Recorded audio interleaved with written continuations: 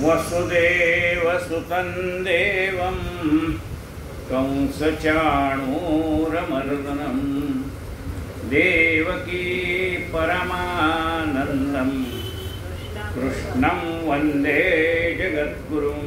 गुरुर्ब्रह्मा गुरुर्विष्णु गुरुर्देवो महेश्वरः गुरुः साक्षात् परब्रह्म तस्मै श्री गुरवे नमः। श्रोता वक्ता श्रीराम समर्थ। जय जय रघुवीर समर्थ। आपण श्री समर्थ रामदास स्वामी कृत मनाचे श्लोक या विषयावरती यथाशक्ती चिंतन करतो। सुखासारिखे पूर्ण वैराग्य ज्याचे वसिष्ठा परी ज्ञानयोगेश्वराचे कवी वाल्मिका सारिखा मान्य ऐसा नमस्कार माझा तया रामदासा। जय जय रघुवीर। आता आपण रोज हा श्लोक का म्हणतो तर रामदास स्वामी कसे आहेत त्याचं वर्णन आहे त्यामध्ये। रामदास स्वामींचं वैराग्य कसं आहे तर शुक महर्षी ज्यांनी भागवत कथा परीक्षितीला सांगितली ते वैराग्यशील होते। कसं आईच्या उदरातनं बाहेर पडल्यापासून त्यांना वैराग्य होतं तसं समर्थ रामदास स्वामींकडे ते वैराग्य जन्मतः होतं। आई वडिलांना सांगितलं म्हणून ते बोलल्यावर उभे राहिले एवढं म्हणजे एवढं वैराग्य लहानपण कुठून दिलं। एकदा सापडले नाहीत रामदास स्वामी। शोधलं मग भिंतीचं फडकाळ उघडलं तर त्याच्यात रामदास स्वामी बसलेले। त्याचं नाव नारायण होतं आधी पुन्हा रामदास स्वामी झालं। नारायण हा काय करतो आईने विचारलं। आई चिंता करतो विश्वास जगाची चिंता करणारा असं हे रामदास स्वामी कसे आहेत सुखासारखं त्यांचं वैराग्य। त्यांच्याकडे असणारं ज्ञान किती वशिष्ठासारखं आहे। वशिष्ठासारखं म्हणजे कसं आहे तर रामाने मखरक्षणासाठी विश्वामित्राबरोबर जाण्याच्या आधी वशिष्ठ ऋषींना सांगितलं की मला तुम्ही आत्मज्ञान द्या कारण युद्ध आहे। युद्धामध्ये कोणी मरण पावण्याची शक्यता आहे। कदाचित शत्रू मरेल नाही तर मी मरेल। मग मृत्यूच्या आधी मला ज्ञान मिळालं पाहिजे। हा देह जोपर्यंत आहे आपल्या ताब्यात तोपर्यंत ज्ञान मिळालं पाहिजे। मग वशिष्ठ ऋषींनी ज्ञान दिले कुणाला रामाना आणि मग रामाची ती ऐकता ऐकता समाधी लागून गेली आणि वशिष्ठ ऋषीने त्यांची समाधी उतरवली रामाची आणि सांगितलं अरे ज्या कार्यासाठी तो अवतार धारण केला ते कार्य कर। उत्तिष्ठ कौंतेय युद्धाय कृतनिश्चया। रामा हे वैराग्य तुला कामाचं नाही तुला पाहिजे ज्ञान म्हणून मी दिलेलं आहे पण तुझं कार्य महत्वाचं काय परित्राणाय साधूनां विनाशाय च दुष्कृतां धर्म संस्थापनार्थाय संभवामि युगे। असं वशिष्ठासारखं ज्ञान ज्यांच्या जवळ आहे ते हे रामदास स्वामी। कवी वाल्मिका सारिखा मान्य ऐसा। वाल्मिक ऋषींनी जसं रामायण लिहिलं तसं रामायणातले काही भाग हे समर्थ रामदास स्वामींनी पण लिहिलेले आहे। म्हणजे त्यांच्याकडे जशी काव्यशक्ती आहे तशीच काव्यशक्ती रामदास स्वामींकडे पण आहे। आता आपण दासबोध पाहतो मनाचे श्लोक पाहतो आत्माराम पाहतो अशा अनेक विषयावरती त्यांनी लिहिलेली स्फुट काव्य आहेत। रामायणातला काही भाग त्यांनी लिहिलेला आहे।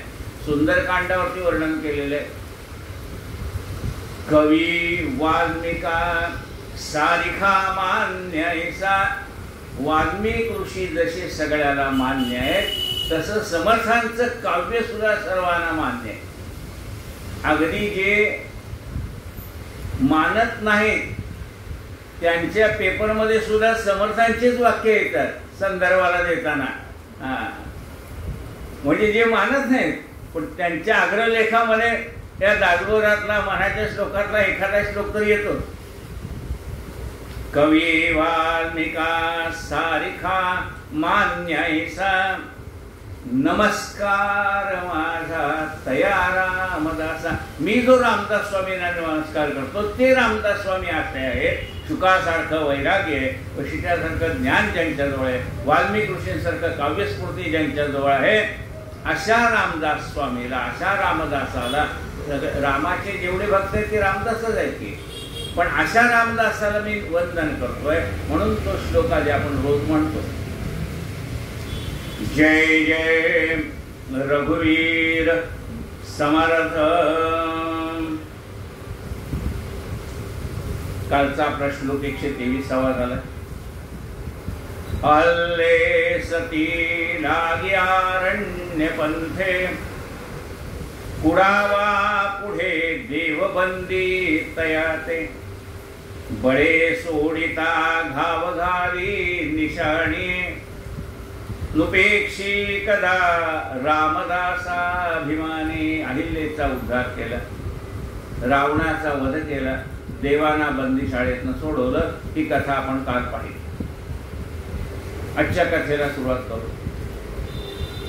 तये द्रौपदी कारणे लागवेगे त्वरे धावतो सर्व सांडो निमागे. कडी लागी झाला असे बौद्ध मौने नुपेक्षी कदा देवभक्ताभिमाने. जय जय रघुवीर समर्थ. सगळे अवताराचं वर्णन चाललंय. मत्स्य अवतार झाला, कच्छा अवतार झाला, वराह अवतार झाला, नारसिंह अवतार झाला, राम अवतार झाला, तर कृष्ण अवतारात आले. द्रौपदीच्या म्हणजे भगवंत आधी शिष्टायला गेले होते. काय शिष्टायला गेले होते की पांडवांनी 12 वर्ष वनवास आणि 2 वर्ष अज्ञातवास जीवितामध्ये हरल्यामुळे त्याने तो सहन केला, सगळं ते दुःख सहन केलं.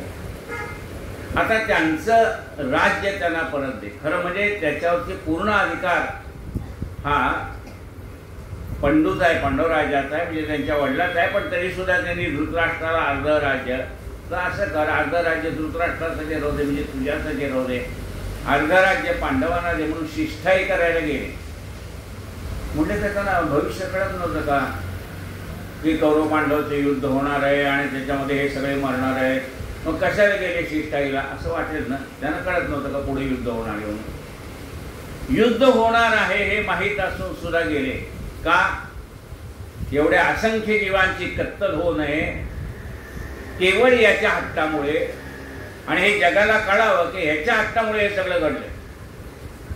मी अडवू शकत होतो, मी अडवण्याचा प्रयत्न केला, पण या सगळ्या हत्येला कोण जबाबदार आहे? तर हा दुर्योधन जबाबदार आहे. हे जगाला कळावं म्हणून शिष्टाईला गेले. शिष्टाईला गेल्यानंतर त्याने तो प्रयत्न करून पाहिला युद्ध टळतं का नाही टळतं. त्याच्या आधी ज्या वेळेला हे जुतात खेळत होते त्यावेळेला यांनी राज्य जिंकून घेतलं. कुणी? दुर्योधनाने. त्याच्या मामाने ते युद्ध खेळून त्या शकुनी मामा ते फासे त्याला पाहिजेत तसे पडायचे. 5 म्हणले की 5, 10 म्हणले की 10, आणि तो राज्य जिंकून घ्यायचा. मग हे फासे कशाचे होते? तर जरासंधाला जे मारलेलं होतं ना त्याच्यातले जे हाडं होते त्याचे हे फासे केलेले होते. त्यामुळे ते फासे ज्याला पाहिजे तसे पडायचे. त्यांनी सगळं राज्य जिंकून घेतलं पांडवांचं. आणि आता म्हणाले पणाला लावायला काही शिल्लक राहिलं नाही. तेवढे कसं शिल्लक नाही? द्रौपदी कितीला लावा. द्रौपदीला पणाला लावलं. द्रौपदीला पणाला लावल्यानंतर द्रौपदीने भीष्माचार्यांना प्रश्न विचारला आहे की तुम्ही सगळं हरल्यानंतर तुमच्याकडे काय शिल्लक राहिले? बायको पणाला लावता येत नाही, शास्त्र सांगताय म्हणाले, विचारा शास्त्राला. खाली मान घातले भीष्माचार्य आणि म्हणाले पणाला. आता ते पण एवढे आहारी गेलेले होते, विनाशकाले विपरीत बुद्धी. पुढे 12 वर्ष वनवास, 2 वर्ष अज्ञातवास स्वीकारायचा होता. त्यांना बुद्धी तशी झाली. त्यांनी द्रौपदीला पणाला लावलं आणि दुःशासनाला काही सांगितलं दुर्योधनाने, तो जिंकला पण आण म्हणले जाऊन ओढत आणलं ओढत. ती सांगते मी एकवस्त्र आहे तर माझ्या साडीला तुम्ही हात लावू नका. त्याने ऐकलं नाही, त्या साडीला हात लावल्याबरोबर तिने पाहिलं ज्याच्या जीवावर मी उड्या मारत होते ना हे 5 जण इथं बसले. हा अर्जुन यांनी प्रत्यक्ष युद्धामध्ये इंद्राला जिंकलंय. हा माझा नवरा भीम, तो आईला गजगौरी व्रत करायचं होतं म्हणून अर्जुनाने शिडी लावली स्वर्गाला, वरती गेले आणि जो हत्ती आहे समुद्रातनं निघालेला गजे, त्याला बरोबर घेतले. ऐरावत नावाचा हत्ती खांद्यावर घेऊन भीम खाली आला. एवढा माझा नवरा भीम, एवढे अर्जुन, धर्म, म्हणजे ज्याच्या रथाचं चाक जमिनीला लागत नाही, म्हणजे एवढा की त्याचा भार पृथ्वीला होत नाही, असा सत्यशील असणारा माझा नवरा. हे दोघं भाऊ, भीम, अर्जुन, नकुल आणि सहदेव, ज्याला घोड्याची पारख आहे, ज्याला सगळ्याच्या मनाची परीक्षा करता येते, असे हे माझे सगळे एकापेक्षा एक ज्ञानी असणारे, बलवान असणारे, त्यांच्या भरोश्यावर मी होते. पण यातला एकही माझ्या कामाला आला नाही. मला यातला कोणी एकही वाचवू शकत नाही. मग आता वाचू कोण शकेल? एक परमात्मा. तिने ही विष्णू सहस्रनामासारखे नामावळीच लावली. हे धावा, हे धावा, मोक मोक, प्रत्येकाचं नाव घेत घेत भगवंत आल्यावर भगवंतानी तिला साडी पुरवली. अंबर अवतार भगवंताने धारण केला. एक साडी काढली की दुसरी, तो थकून गेला. शेवटी पितांबर आला. पितांबर तिने नेसलेला आहे. कोणी म्हणजे भगवंताने आपला पितांबर द्रौपदीला नाही. पितांबर जेव्हा दिसायला लागला तेव्हा विश्वाचार्य म्हणाले, आता पुन्हा त्याला हात लावू नको, दुःशासनाला बाजू तर जळून जाते. त्याच्यातनं द्रौपदी त्या संकटातनं वाचली. पण एकदा निवांत भगवंत घरी आलेला असताना तिने भगवंताला विचारलं, पहिल्या हाकेत का नाही आला? ती म्हणली, तुला एका नावावर निष्ठा नाही. नुसतं श्रीकृष्ण म्हणलं असतं तर मी धावून आलो असतो. तो एक एक एक एक नावं घेत गेली विष्णू सहस्त्रात. एक कुठंतरी एके ठिकाणी निष्ठा पाहिजे का नाही? भगवंताची असंख्य नाव आहेत, पण तुमचे त्या असंख्य नावापैकी एका नावावर पूर्ण निष्ठा पाहिजे. रामदास स्वामींनी सगळ्या देवाच्या अर्चा केल्या, पण मी रामदासावय विसरले नाही, रामाला विसरलं नाही. सगळे देव म्हणजे भगवंताची असंख्य नाव आहेत हे रामदास स्वामींना कळत नव्हतं का? कळत होतं. संत तुकाराम महाराजांनी सगळ्यांचे अभंग केले, पण पांडुरंगाला विसरले नाही. माऊली आपल्या गुरुला विसरले नाही, पांडुरंगाला विसरले नाही. कुठेतरी एके ठिकाणी निष्ठा पाहिजे. तुझी एका नामावर निष्ठा पाहिजे. तू हे नाव, मी तो प्रत्येक ड्रेस बदलून यायचो या नावाने म्हणले की म्हणले एकच नाव घेतलं असं. म्हणून असं म्हटलंय की भगवंताची असंख्य नावं असली तरी त्यापैकी एखादं नाव तुम्हाला जे आवडेल त्या नामावरती निष्ठा ठेवा आणि ते नाव हाक मारा. परमात्मा ते नाव उच्चारल्या बरोबर तुमच्या समोर उभा राहील. कृष्णाय वासुदेवाय हरे परमात्मने प्रणत क्लेशनाशाय गोविंदाय नमो नमः. नुसतं कृष्ण कृष्ण म्हटलं तरी चालणार आहे. कृष्णाय वासुदेवाय हरे परमात्मने प्रणत क्लेशनाशाय गोविंदाय नमो नमः. तये द्रौपदी कारणे लागवेगे त्वरे धावतो सर्व सांडो निवागे. हातातली सगळी कामं बाजूला ठेवून ताबडतोब परमात्मा तिथे प्रगट झाला. द्रौपदीची लज्जा रक्षण केली. घडी लागी झाला असे बौद्धम मौने नुपेक्षी कदारा देव भक्ताभिमान. कलियुगामध्ये पांडुरंग आहे. कसा आहे? उभा मुका मुकेपणाने उभा आहे.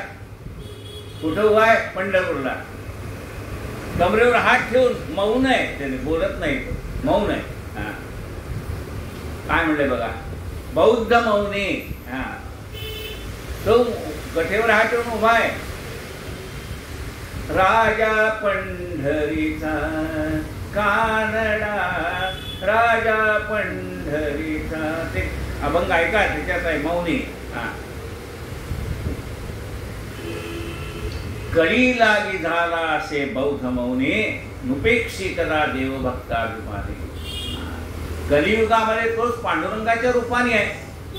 म्हणजे आम्हाला लगेच कळेल अशा भाषेत सांगा. म्हणजे हे फोटो पहा, त्रेता युगातला जो राम, तोच द्वापार युगातला कृष्ण आणि तोच कलियुगातला पांडुरंग.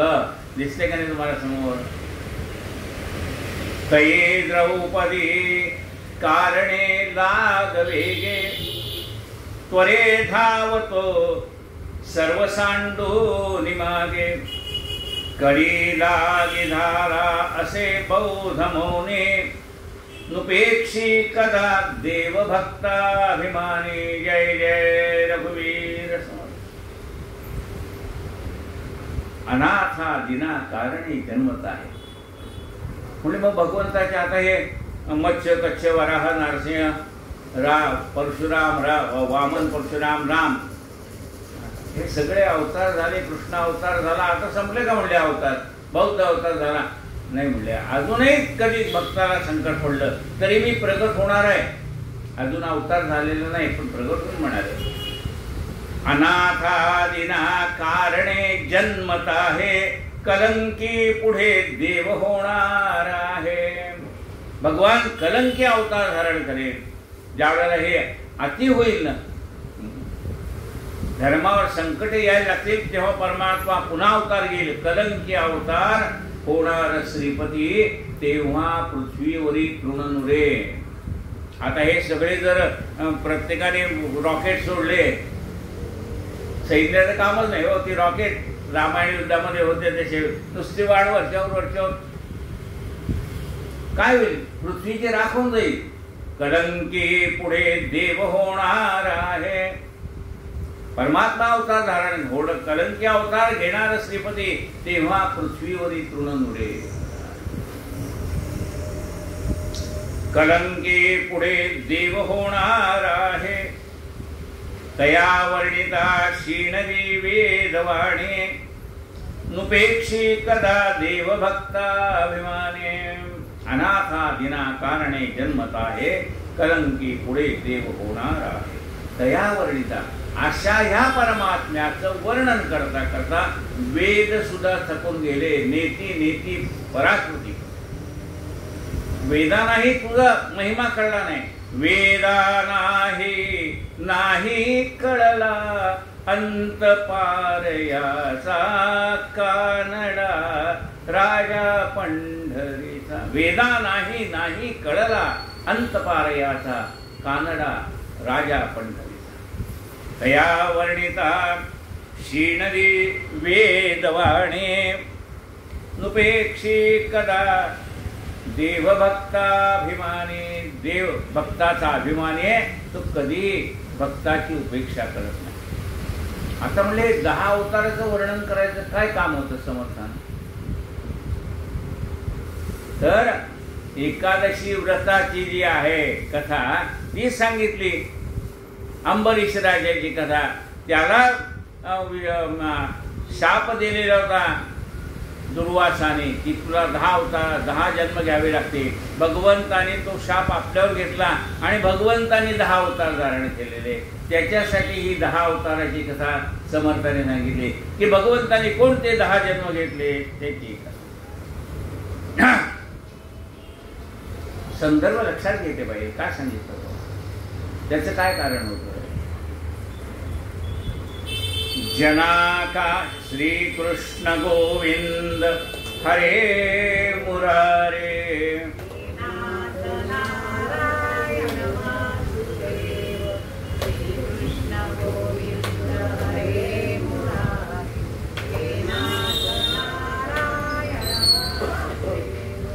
श्री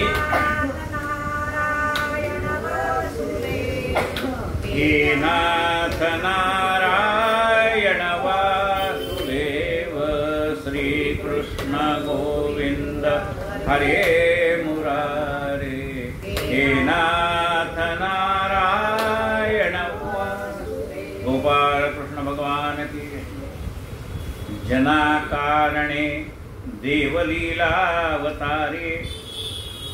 बहुता परी आदरे वेशधारी तया नेणती ते जन पापरूपे दुरात्मा महानष्ट चांडाळ पापे जना कारणे देव लीलावतारी भक्तांच्या रक्षणासाठी भगवंत नाना प्रकारच्या लीला करतो. प्रत्येक अवतारामध्ये भगवंताने लीला केल्या. लीलावतारी भगवंत आपल्या भक्तांसाठी नाना प्रकारच्या लीला करतो, त्याच्यासाठी अवतार धारण करतो.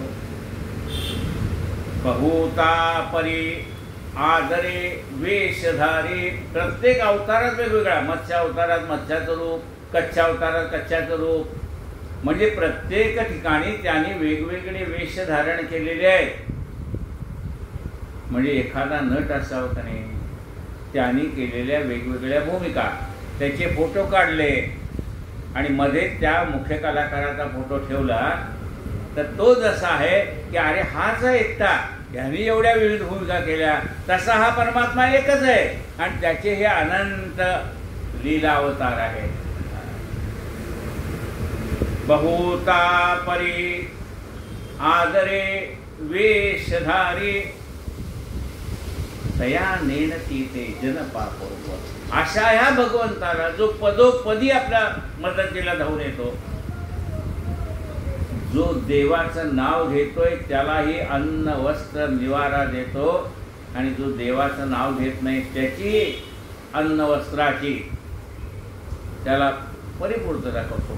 आपल्याला असं वाटतं मग भिकाऱ्याला घर कुठे आहे, आता त्याला निवारा केंद्र सरकारने केलेले, हे निवारा केंद्र राहतच नाही हो, ते पुन्हा इकडे भीक मागायला येतात. म्हणजे भगवंताने अन्न वस्त्र निवाऱ्याची व्यवस्था करायची, तिथे त्यांची राहण्याची व्यवस्था आहे, जेवणाची व्यवस्था आहे, कपड्या रस्त्याची व्यवस्था आहे. ते राहत नाही, त्याला देवाने काय करावं. देव म्हणतो मी ती व्यवस्था केली, तुम्हाला मान नको मानू, मला शिव्या दे, काही म्हण, जगात देव नाही म्हण, काय म्हण. तया नेणती ते जन पापरूपी असा सर्वांची काळजी घेणार आहे, ज्याला दयाळू म्हणतात, करुणासागर म्हणतात, असा परमेश्वर. त्याला जे नेणती म्हणजे जाणत नाही, त्यांचं पाप उभं राहिलं असं आपण म्हणायचं, दुसरं काय म्हणायचं. पापरूपी त्यांचं गेल्या जन्मातलं पाप आडवं येतंय, त्याला हे सगळं खरंच वाटत नाही. दुरात्मे महानष्ट चांडाळ पापी, त्याला काय म्हणलं, हे दुरात्मे, वाईट विचार करणारे आत्मे, दुरात्मे. महानष्ट खट्याळ, सारखे भांडण तडणं, शिव्या देणं, अमुक तमुक सगळं. म्हणजे इथे काही कुठे शाळा आहेत का? शाळा नाही हो, हे संगतीचा परिणाम आहे. याला काही वेगळे ट्रेनिंग द्यावं लागत नाही, त्या संगतीत गेले की सगळे यायला लागतात. दुरात्मे महानष्ट चांडाळ पापी. चांडाळ याचा अर्थ वाईट विचाराची माणसं, वाईट कर्म करणारी माणसं, वाईटाची संगत, त्याला चांडाळ म्हणतात. जना कारणे देवलीलावतारे बहुता परी आदरे वेशधारी तया नेणती ते जन पापरूपी दुरात्मे महानष्ट चांडाळ पापी.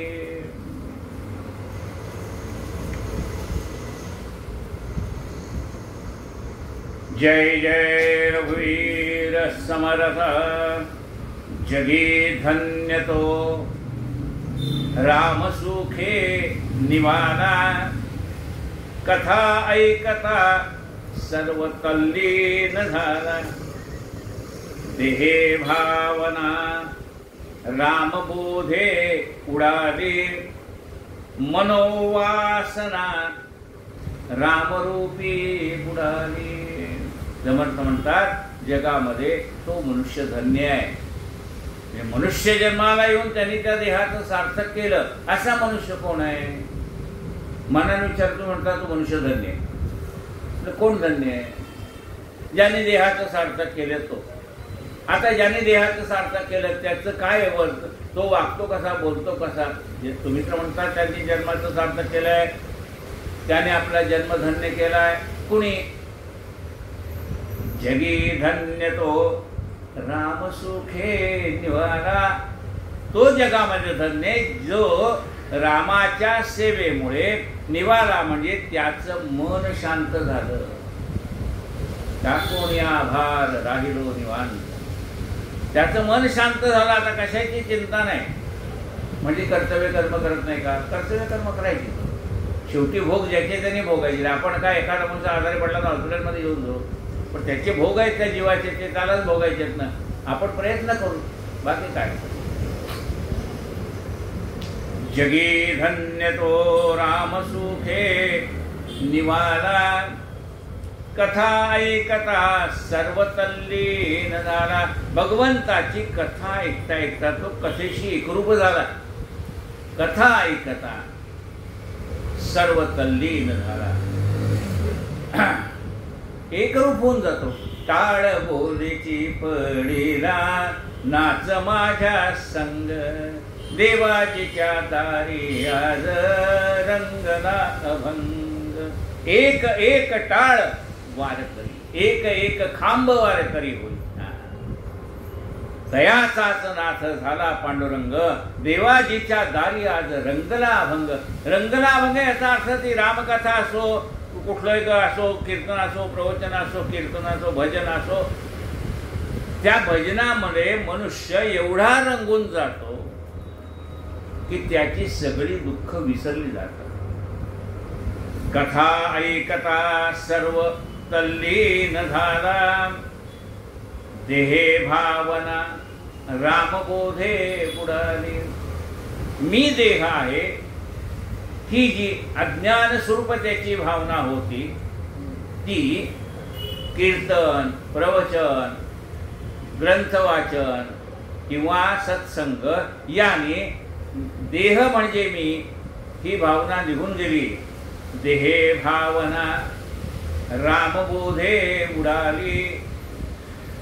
अशा प्रकारचं रामाचं जे काही लीला आहे, जे काही तत्व आहे ते आपल्याला कळल्यामुळे देह म्हणजे मी नाही ही भावना उडून गेली. आणि मी कोण आहे असं विचारलं तर तो म्हणतो चिदानंद रूप शिवोहम शिवोहम.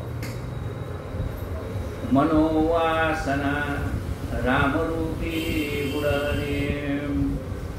मग मनाने विचारलं ते मनातल्या वासना त्याचं काय झालं. कथा ऐकता ऐकता तुम्ही देहभाव विसरून जाणार ते खरंय, कथेशी एकरूप होणार तेही खरंय, पण मनामध्ये असलेली वासना कुठं जाईल. ही वासनाच तर जन्माला घालते ना. जन्म घेणे लागे वासनेच्या संगे, म्हणजे ही वासना कुठे गेली सांगा. मन कुणाला विचारताय, समर्थाला. मग समर्थ सांगतात मनोवासना रामरूपी बुडाली. एखादा मनुष्य डोहात बुडून गेल्यानंतर परत बाहेर येत नाही, तसं म्हणाले हे मन त्या रामनामाच्या डोहामध्ये बुडून गेलंय. त्याची जी वासना होती ती बुडून गेली. शुद्ध वासनेने तो बाहेर आलाय. एखादा येतो दयाळू, त्यात बुडणाऱ्या माणसाला बाहेर काढतो. त्याची वासना गेली आणि आता आलाय तो चांगली वासना घेऊन. म्हणजे रामकथेमध्ये बुडालेल्या माणसाची वासना निघून जाते आणि मग त्याची वासना काय होते, विषय तो त्यांचा झाला नारायण. आतापर्यंत इतर विषयात त्याचं रमणारं मन आता ते विषयात कुठलं रमतंय, राम विषयात रमतंय, नामामध्ये रमतंय. वासना मनोवासना रामरूपी बुडाली. म्हणून म्हणजे सारखं मन धावत होतं, त्याचं काय झालं. ते म्हणले आता मनाची धाव पण संपली, मग आता कुठं राहतंय म्हणा. आता कोठे धावे म्हणा तुझे चरण देखील. आता हे मनाची सैरवर पण अवस्था जी होते, मन एका जागी स्थिर राहत नव्हतं, तेही आता स्थिर राहिलं. आता कोठे धावे म्हणा तुझे चरण देखील. श्री कृष्ण गोविंद हरे मुरारे.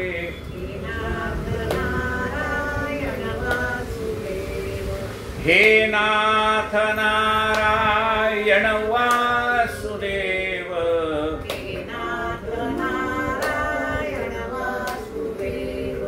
श्री कृष्ण गोविंद हरे मुरारे. गोपाल कृष्ण भगवान की जय। आज श्लोक क्रमांक 124, 125, 126 आणि 127 म्हणजे आज 4 श्लोकाचे निरूपण महाराजांनी करून घेतले। जय जय रघुवीर समर्थ कायेन वाचा मनसेंद्रियर्वा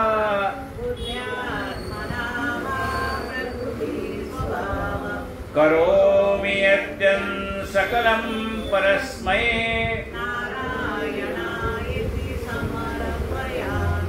अच्युतं केशवं रामनारायण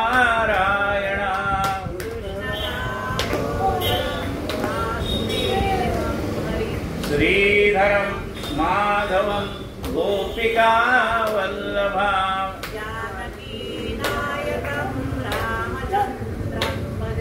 हरे राम राम राम हरे हरे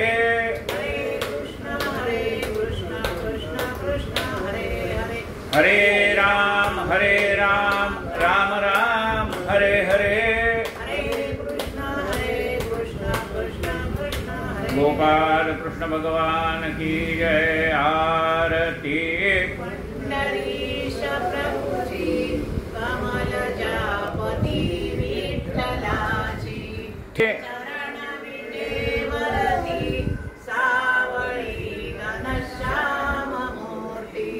गळ्यामध्ये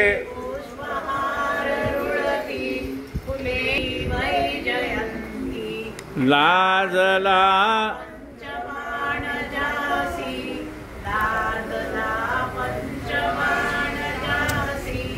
असे ते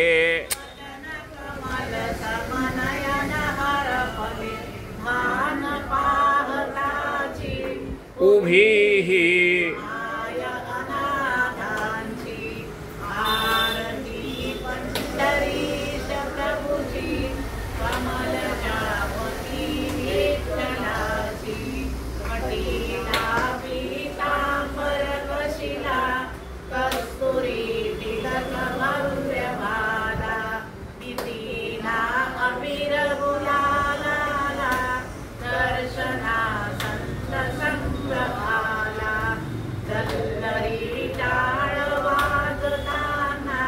जल्लरी टाळ वाजताना